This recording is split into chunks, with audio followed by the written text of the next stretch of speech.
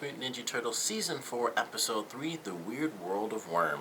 I like this episode because it was a nice, funny one. Definitely a really weird episode, getting to see, like, this all-powerful creature showing up in the show. It was basically, like, all I was thinking of was, like, this is, like, the super evil version of Genie from Aladdin.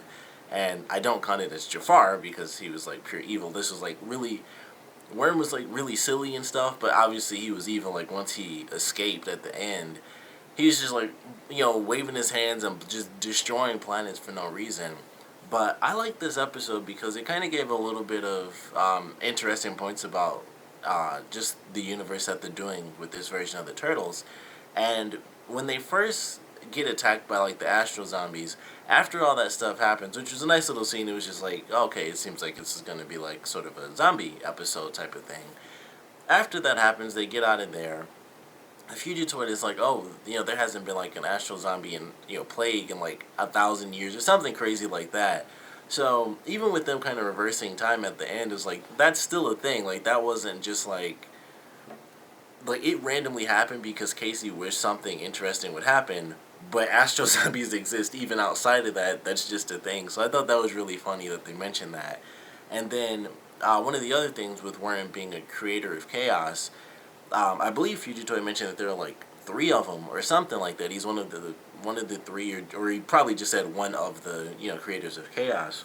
So there are multiples. They probably won't really get into that because obviously, as we saw, it's strictly they can't do anything. Like once one of those creators of chaos is free, they can do whatever and they can just wave their hands, boom, and destroy everything. So there's really nothing that can be done to stop them.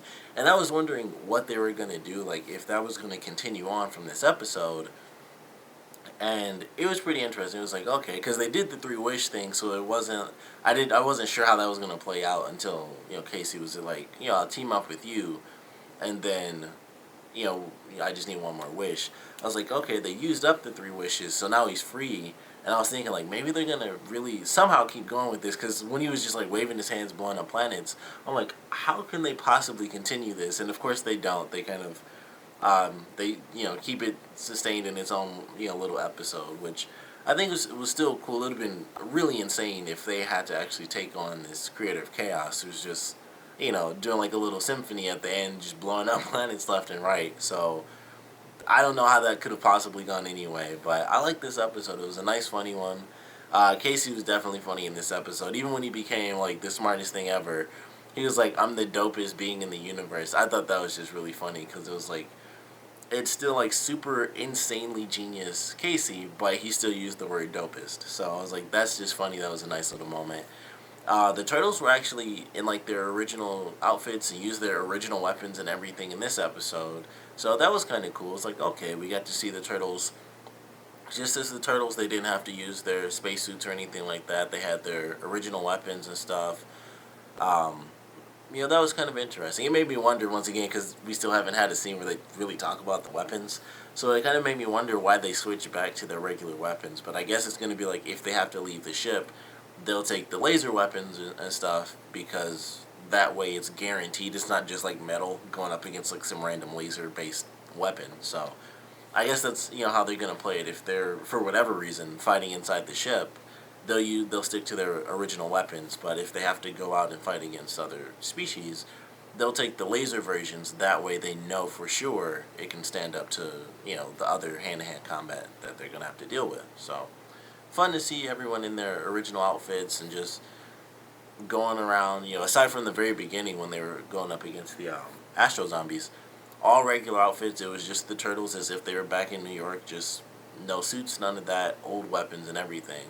And it was pretty fun, and it was an interesting episode for action, because there wasn't really too much to it. They had, like, the one scene, like, towards the end, like, right before Raph did the 3rd wish. That was really, like, the big fight scene, and that was pretty crazy. Like, they had one moment where Leo did chop off Wyrm's head, and I was like, man, they're just doing decapitations like crazy this season.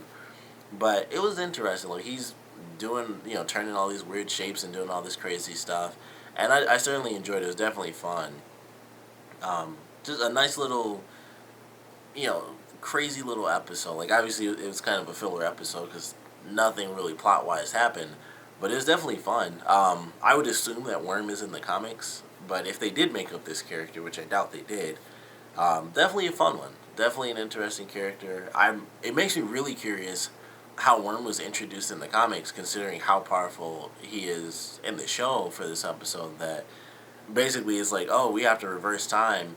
And when that happened, I was like, Casey being the smartest thing on earth, he still didn't wish to reverse time and remember exactly what happened. Because I always hate when that happens. It's like, I wish we never did this to begin with.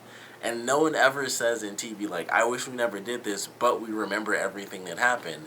It's always the random thing like they did at the end where Casey was about to say, I wish, and April was just like, no, don't say anything. For whatever reason, I just feel like, we shouldn't say anything.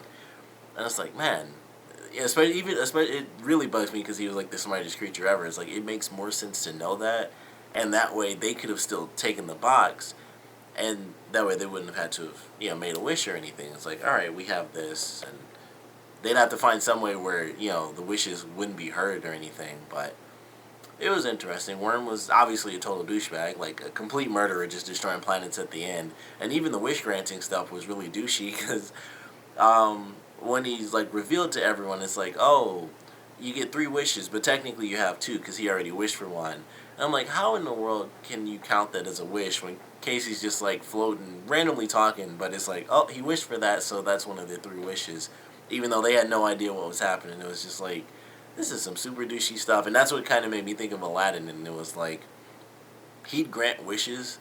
Aside from the Casey thing where it's like totally random and he's just talking out loud, he granted that wish before they even knew about anything, and then he granted the 3rd wish for Raph, which was like the anti-Wyrm device.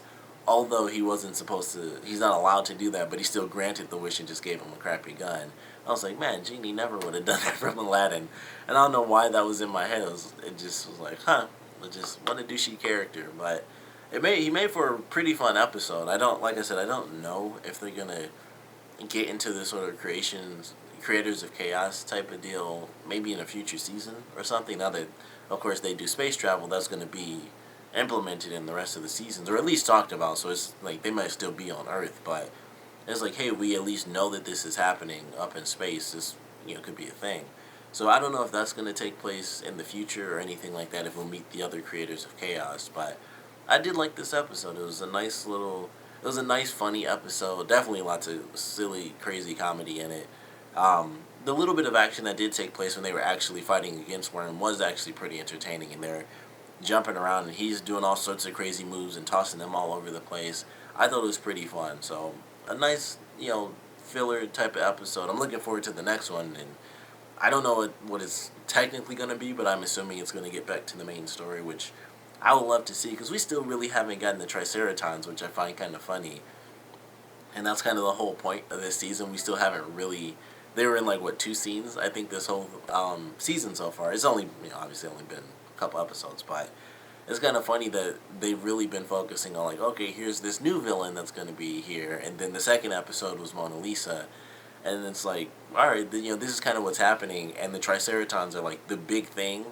But so is the new main villain that they have, so it's like, so far it's just like, we have to get these things, but the Triceratons aren't really as involved as I was expecting them to be, even though, like I said, it's only a couple episodes in, so tons more time for that to take place. But I like this episode. Of course, I want to know what you guys thought, so please comment below, let me know your favorite parts, your least favorite parts, and I definitely want to know what you guys thought of Wyrm, and I want to know if you would be interested in them bringing the creators of chaos back.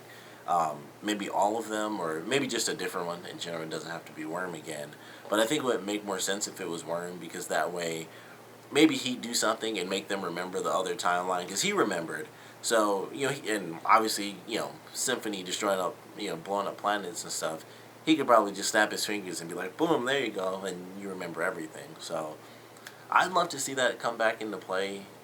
Maybe not this season. I would love to see them just get into the Triceratons and whoever this, new main villain's going to be. Because that's, considering what he did in this one episode alone, that's totally something that you would have to say for an entire season. And even then, I don't know how they do that, because considering he was just, once again, the symphony blowing up planets, he's way too overpowered to just be like, oh, somehow, he's out there the entire season, but he didn't just blow up Earth, or something crazy like that. So, however they do it, I'd like to see it. But like I said, I want to know if you guys would be interested in them bringing back Wyrm, or maybe just the other creators of Chaos. They might not be as powerful. Like, I don't personally know. If you read the comics, you definitely know, I would assume. But I would definitely want to know what you guys think about that. So please comment below, let me know, and thanks for watching.